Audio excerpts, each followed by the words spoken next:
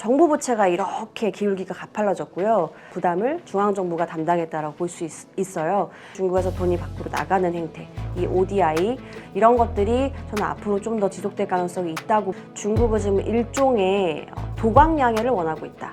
중국이 결국 핵심 기술을 쥐고 있는 유럽 국가들이랑도 어느 정도 손을 잡아야 되는 니즈가 있기 때문에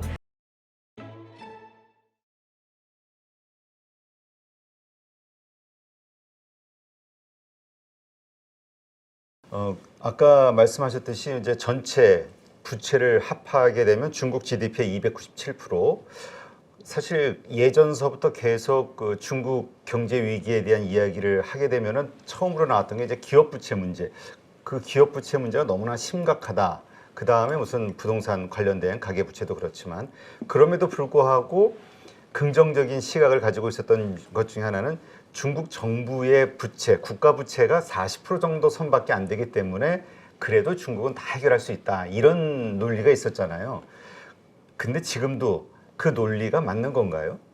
지금 그 논리가 상당 부분 많이 깨졌습니다. 그래서 외국계 기관들이 중국을 투자할 때 부채 때문에 많이 걱정을 하시는 것 같아요. 일단 첫 번째부터 말씀드리면 정부 부채가 지금 80%에 육박합니다. 그렇게만 늘어났어요? 굉장히 빨리 늘었어요. 이게 코로나 3년 봉쇄 동안에 굉장히 빠른 속도로 늘었습니다.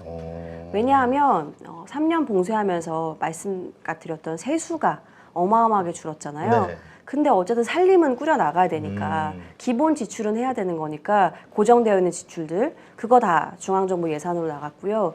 봉쇄하면서 사람들이 밖에 못 나가니까 먹어야 될 거, 기본적으로 필요한 것들, 옷은 빨아야 되고 이런 거 생필품도 있잖아요. 생필품 필요한 그 지출들을 다 정부가 여기에 부담했습니다. 네. 그래서 되게 좀 대조적으로 정부 부채가 이렇게 기울기가 가팔라졌고요. 그 다음에 가계 부채, 기업 부채는 옆으로 이렇게 기었습니다. 그러니까 이들의 버든과 부담을 중앙정부가 담당했다라고 볼 수 있어요. 그러니까 중앙정부 부채가 이제는 더 이상 낮다라고 보기 어려운 게 첫 번째이고요. 두 번째로는 눈 가리고 아웅인데 기업 부채가요. 대부분이 국유기업입니다. 그렇기 때문에 민간 기업이 아니고 국유기업이라는 건 결국 정부랑 같이 한 몸이기 때문에 기업 부채가 높다는 건 정부 부채가 높다라는 것도 연결이 됩니다. 네, 그렇군요. 네. 80% 늘었다는 거는 좀 깜짝 놀랐네요. 네. 지금 그러면 계속해서 우리가 이야기 꺼내고 있는 것 중에 하나가 이제 대외적인 문제에서 1대1로 사업을 통해서 어마어마한 그 규모를 알 수가 없더라고요. 몇백 조에서 몇천 조 얘기도 나오고 알 수 없는 그 엄청난 1대1로 부채. 근데 그 지금 제3세계 국가들 이쪽도 경제 상황이 어렵기 때문에 전부 떼이게 생겼다 이런 뉴스들이 많이 나오잖아요. 이와 관련해서 그럼 중국의 그 상황이 더 안 좋을 것 같기도 하고 그런 상태에서 중국의 입장은 뭔지도 좀 궁금하거든요. 지금은 좀 이러지도 저러지도 못하는 상황인 것 같아요. 중국의 재정 여력이 많고 옛날과 같이 고속성장 기였으면 이거를 좀 무마할 수 있었을 텐데 지금은 당장 중국 안에도 힘들어서 이거를 적극적으로 해결하기는 좀 어려울 것 같습니다. 다만 이거를 또 철수하기도 어려워요. 왜냐하면 투입한 돈도 있는 것이고 중국이 아까 말씀드렸던 그 공급망 재편 있잖아요.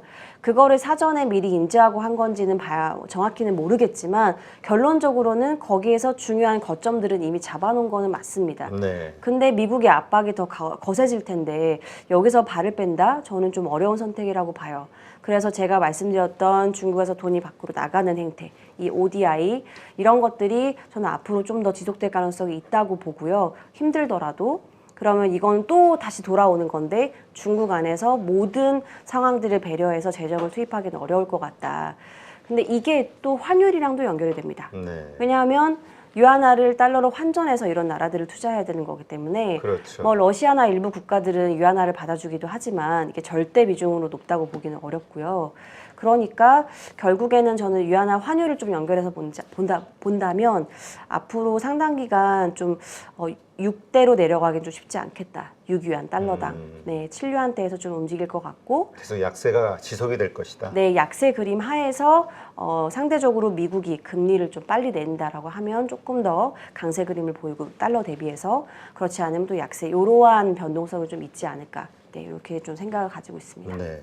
그 1대1로 사업을 통해서 떼이게 된 돈들 그 대신 못 받는 그 돈 대신에 이제 그 현지 그걸 뭐 운영권이라든지 소유권을 다 인수하는 쪽으로 뭐 정리가 돼서 해당 국가들에서는 뭐 반중 그 감정이 생겨나고 있다 이런 뉴스들도 나왔잖아요. 근데 또 다른 시각에서 그런 얘기 하시는 분들도 있어요. 문제는 그게 경제성이 있는 사업들이 아니기 때문에 소유권이 온다 했을 때 계속 거기서 발생하는 적자를 뭐 여러 가지 비용을 또 이쪽이 부담해야 되니까 더 폭탄을 짊어지게 된 것이다. 이런 시각들. 그게 터진 대표적인 사례가 저는 라오스랑 운남 쿤밍시의 철도 건설 프로젝트인 것 같아요. 아, 그래요? 네, 그 철도가 실제로 연결되어서 이제 그걸 타고 갈 수 있는데 하필 이걸 개통했던 시즌이 또 코로나 터지기 직전이에요. 그러다 보니까 기억하실지 모르겠는데 지난달 쯤에 중국의 운남섬 쿤민시가 정부가 발행한 인프라 채권의 만기에 상환하지 못했다라는 네. 이슈가 터졌어요. 이게 이런 거랑 좀 연결되지 않았나라고 보이거든요. 그러니까 실제로 문제들이 조금씩 이제 드러나고 있는 거죠. 근데 이거를 어떻게 해결할 거냐? 결국은 말씀드린 중국 안에 재정이 어느 정도는 계속 들어갈 수밖에 없습니다. 그러니까 지금 당장은 중국 안에서 뭔가를 살피는 것보다 밖에 있는 내 동맹국들을 그래도 좀 다독이면서 내가 여기서 입지를 가져가고 결국 영향력이 커질수록 거기에서 가져올 수 있는 베네피트를 가져올 수 있는 또 여지도 커지는 거니까요. 지금은 그 방향성이 중국 정부 입장에서 좀 더 중요하다고 판단한 게 아닌가 그렇게 보여집니다. 네. 하여튼 말씀 들어보면은 그 언제 터져도 이상하지 않은 위험한 요소들이 상당히 많이 있는 것 같아요. 그럼에도 불구하고 이제 잘 봉합하면서 가고 있는데, 근데 그 얼마 전까지 재작년까지만 해도 가장 인기 있는 채권 중에 하나가 지방정부 채권이었잖아요. 부실한데 정부가 보증해 준다는 이유로 이율은 높고 이것도 되게 위험하다 이런 얘기들이 들리거든요. 지방정부 상황. 네, 위험합니다. 그래서 SOE, 그러니까 국유기업들이 발행한 채권이어서 안전하다라고 판단해서 투자해서 실제로 우리나라에서 좀 투자를 보신 것들이 있죠. 그래서 저도 국유기업 밑에 있는 기업들이 이렇게 문어발식으로 굉장히 많은데 네. 이들이 발행했다라고 해서 단순히 믿고 투자하시는 거는 좀 반대하고 있습니다. 왜냐하면 실제로 중국이 꼬리 자르기를 잘 하는 편이에요. 그래서 언제 어떤 기업한테 디폴트 선언을 그냥 해버리고 채권 상환을 안 할 수도 있기 때문에 그거는 중국 경기가 안 좋을수록 당연히 가능성이 높아지겠죠. 그래서 저는 한동안은 경기가 좀 슬로우 다운 해주는 사이클을 보기 때문에 그런 과정에서는 생길 수밖에 없는 필연적인 사실들이다라는 생각이 들고요. 그래서 중국의 그 전반적인 기업들이 발행한 채권 중에서 국유기업을 포함해서 네, 네. 비중을 보면 유한화 채권으로 안에 발행한 것보다 특히나 부동산 디벨로퍼들 이런 쪽은 달러채로 발행한 비중이 더 큽니다. 아, 그래요? 네, 그래서 이게 좀 외국인들 입장에서는 더 불안하죠. 그리고 헝다의 사례를 참고해서 보면 유한화 채권은 상환하고요, 달러채는 상환 안 하는 경우가 많았거든요. 디폴트 선언을 해버리고. 그러니까 이게 외국인들 입장에서는 신뢰를 못하는 이 사이클이 더더욱이나 더 전개가 될 수밖에 없고, 그런 과정에서는 외국인들의 비중이 높은 중국 주식은 조심하실 필요는 있습니다. 아, 그래요? 그래서 특히나 이제 미국에 상장되어 있는 ADR들 워낙 싸니까 올라온 부분도 있지만 변동성에 노출될 가능성은 있다라는 건 좀 염두를 해두셔야 될 것 같고, 또 홍콩 주식들. 홍콩도 외국인 비중이 과반이다 보니까 여기서 외국인들의 불안감이 한번 촉발되면 사실 가장 먼저 팔고 보는 게 미국에 있는 중국 주식과 홍콩에 있는 중국 주식들이거든요. 네. 그리고 본토는 상대적으로 안전한 게 여기는 외국인 비중이 6%밖에 안 되니까요. 네, 그래서 유한화 채권은 상대적으로 상환 가능성이 높다 보니까 이런 것도 좀 연결할 필요는 있을 것 같습니다. 지방정부 부채는 어떻습니까? 지방정부 부채는 사실 좋지는 않죠. 계속 올라갔고 이걸 어떻게 해결할 건지는 결국에는 부동산 정책에 달리기는 했어요. 말씀드렸던 것처럼 토지 사용권 매각을 통해서 재정을 얻는 비중이 55% 정도가 되거든요. 이거를 안정적으로 들어오는 그림이 확인이 되어야 부채 상환도 안정적으로 할 텐데 지금은 사실 그런 사이클은 아니고요. 그러니까 부동산이 살아야 거기서 나오는 가장 큰 세원이 거기니까 네. 그거 가지고 하는데 앞으로도 어려울 거라고 보면은 지방정부의 재정은 계속 어려워질 수밖에 없을 것 같다는 생각이 들어서요. 네, 그래서 큰 규모로 투자를 늘리고 이런 건 어렵고요. 조금씩 벌어들이는 거 들어오는 걸 가지고 지난해 반토막 난 거보다는 올라올 테니까요. 기존 부채에 좀 상환하는데 총력을 할 것 같습니다. 그렇게 되면 성장률은 당연히 떨어지죠. 신규 프로젝트는 떨어가지는 못하니까요. 그래서 저희도 내년에는 뭐 중국 경제 성장률이 4%대로 다시 후반대로 떨어지는 그림을 보고 있어요. 요게 한동안은 좀 눈높이를 낮추실 필요는 있겠다. 정확히 좀 짚어주신 것 같습니다.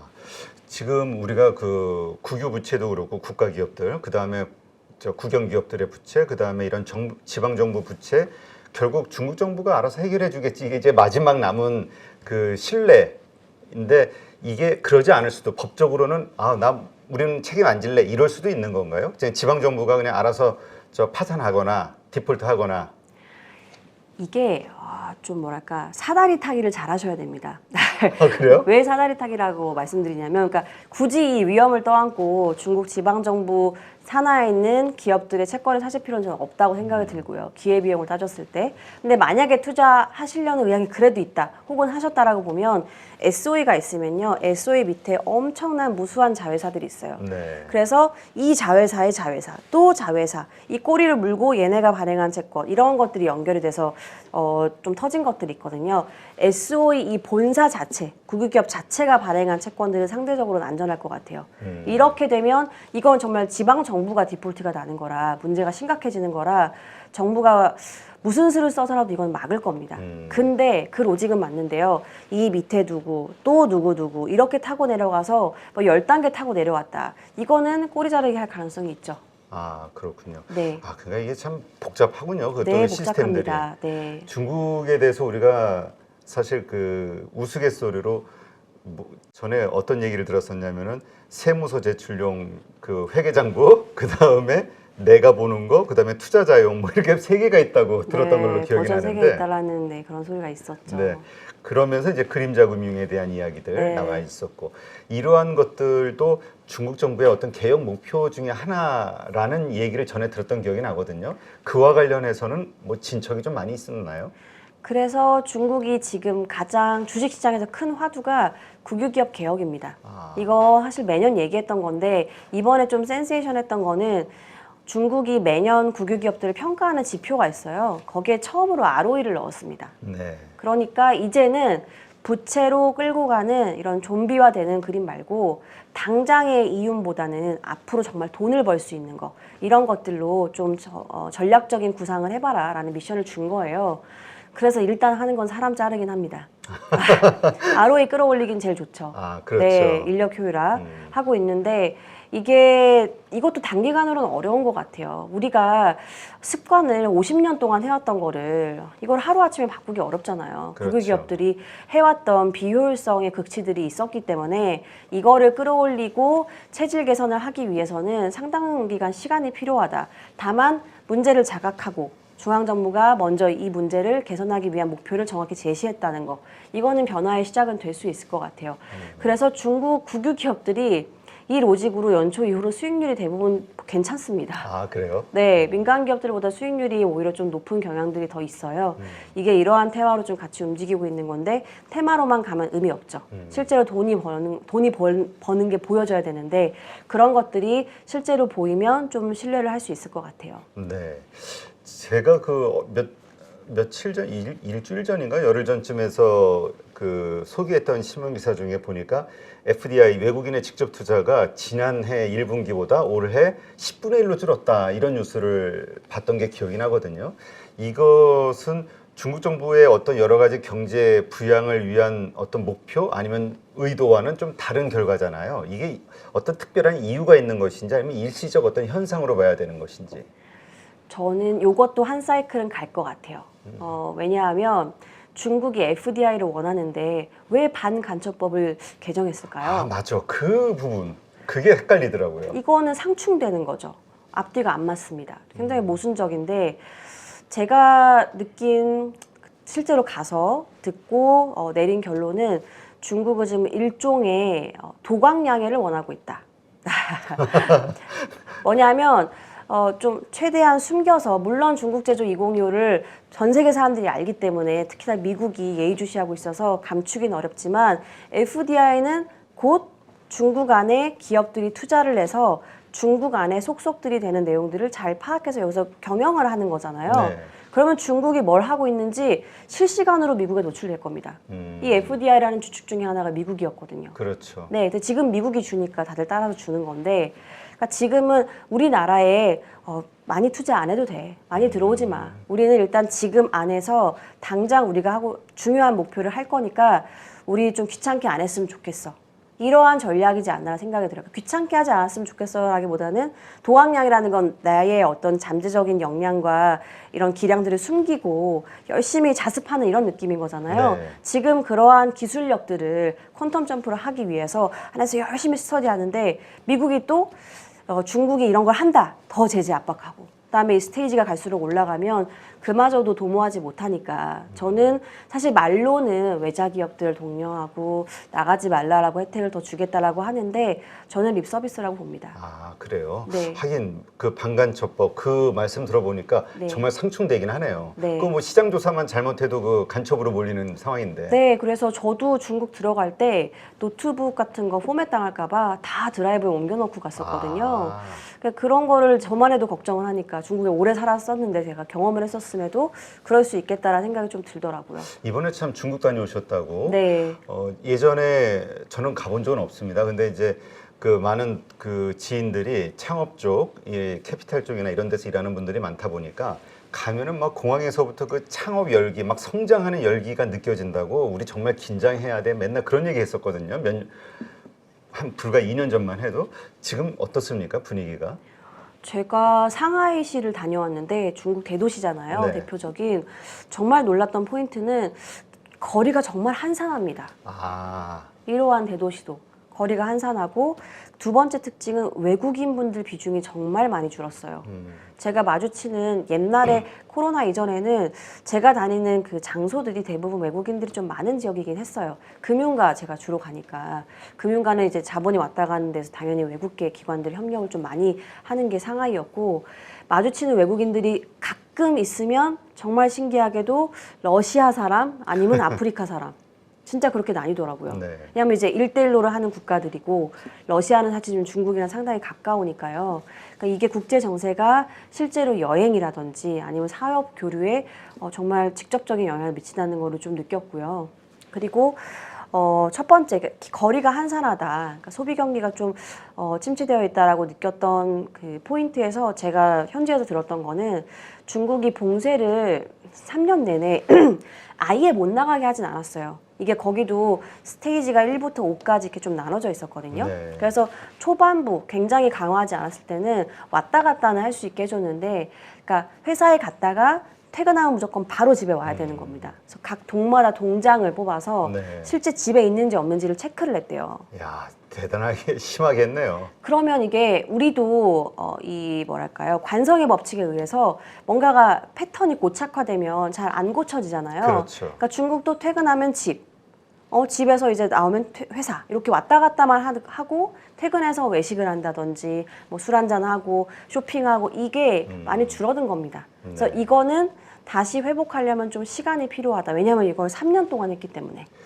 그런 그 현지 네. 실정인데 우리는 리오프닝에 대한 기대가 좀 너무 일찍 컸었군요. 네, 그렇죠. 그런 부분이 당장 관광 와줄 거라고 생각을 했었고. 네, 왜냐하면 우리가 그랬으니까요. 보복 심리, 네. 보복 소비. 네, 우리나 미국이 그랬기 때문에 그렇죠. 사실 중국도 그럴 거라고 좀 예측한 측면이 있죠. 아까 말씀하신 대로 어쨌건 그 새로운 성장 섹터 중국 정부에서 생존을 위해서 선택을 하고 성장을 시킬 텐데 거기에는 미국의 이 뭐죠? 이번에 첨단 규제는 뭐 이해가 되지만 그 아래쪽에까지도 그 규제가 이제 일어나고 있잖아요. 이러한 환경에서 과연 성공할 수 있을까? 이것을 피하기 위해서 최소한의 어떤 그 협력을 할 것이냐 아니면 그럼에도 불구하고 독자적으로 어떤 대안을 가지고 밀고 나갈 것이냐 이 부분이 좀 궁금해요.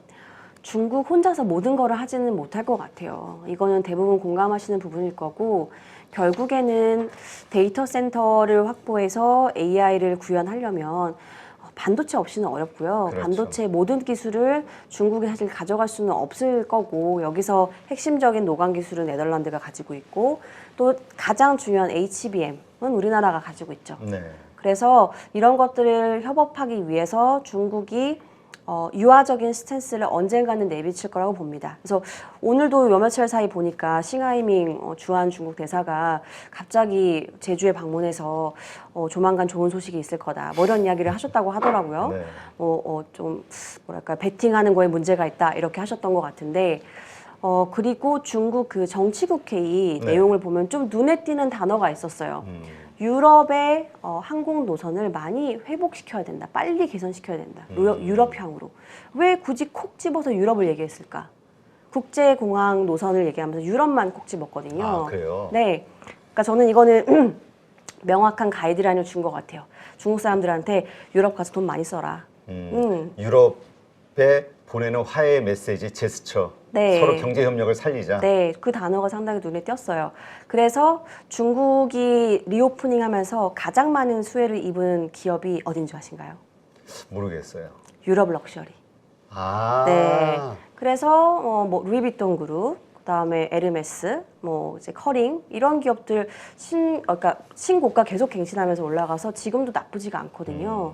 그러니까 이게 중국의 사실 그러니까 중국의 영향력이 그런데 이제 발휘가 지금 되고 있고 중국은 실제로 양극화가 최근에 좀 더 강화되긴 했어요. 코로나 이슈도 있었고. 네.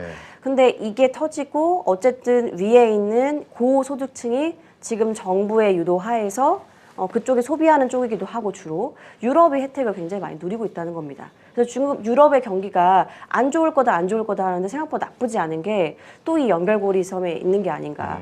중국이 결국 핵심 기술을 쥐고 있는 유럽 국가들이랑도 어느 정도 손을 잡아야 되는 니즈가 있기 때문에 또 유럽은 미국을 완전 자기 편이라고 생각하지는 않잖아요. 그렇죠. 또 미국을 견제하기 위한 수단으로 중국을 활용하는 거죠. 이런 이해관계가 좀 맞아떨어지는. 네, 거기서 좀 유럽과 이런 관계, 한국도 유럽만큼은 아니겠지만 지금 좀 그 대통령께서 대만 이슈 언급하신 이런 이슈가 있기 때문에 언젠가는 좀 나타날 수 있지 않을까. 그거는 타이밍을 좀 내년 춘절 정도로 보고 있긴 합니다. 네. 아, 진짜 EU 어떤 중앙 집행에서는 뭔가 미국의 입장을 대변하는 이야기들이 되는데 각국의 대통령들 저 누구죠? 프랑스 대통령 마크롱 같은 경우도 뭐 중국 가서 뭐 악수하고 여러 가지 화해 메시지 던지고 경제 협력 이야기하고 이게 다 실리를 얻는 거군요. 그러니까 그만큼 어떤 얻는 것들이 있다, 혹은 기대하는 게 있다 이렇게도 봐야 되겠군요. 그렇죠. 이게 사실 국제관계라는 게 맹목적인 적도 없고 맹목적인 내편도 없는 게 어찌 보면은 중요한 논리 중에 하나인 것 같은데 그러한 과정에서 다들 그래서 미국마저도 중국을 압박하면서 디커플링이 아니고 디리스킹이라고 수위를 조절하고 있잖아요. 네, 이런 게 그 방향성이지 않을까 싶습니다. 네, 알겠습니다. 하여튼 지금 중국 관련해서 투자하고 있거나 아니면 그 영향을 많이 받는 곳에 투자하신 분들 입장에서는 뭔가 확 이번에 중앙정치국 회의 이후 달라지기를 바라는데 말씀을 들어보니까 아직은 중국 내부의 여러 가지 어려운 문제를 그 정리하려는 그 정리 단계 여기에서 아직 크게 벗어날 수 없겠구나 환경상 네 그런 생각이 드네요. 네, 오늘 이렇게 좋은 인사이트 함께 해주신 KB증권 박수연 팀장님 네 오늘 좋은 인사이트 고맙습니다. 감사합니다.